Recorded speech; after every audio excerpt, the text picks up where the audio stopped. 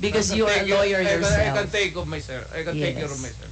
And of course, you understand the elements of an extrajudicial confession. Yes. You confirm that you are of sound mind.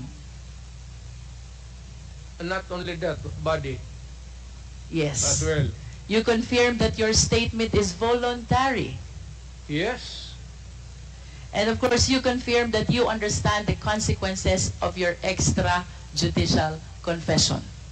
Hindi naman alam kung hindi naman ito korte. So, I understand, Mr. President. That's why we call it extrajudicial confession. It is not a confession. It is a statement coming from the mouth of a mayor or a president at that time. It is not a confession.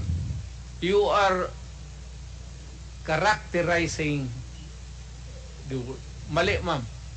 The only one... Do not characterize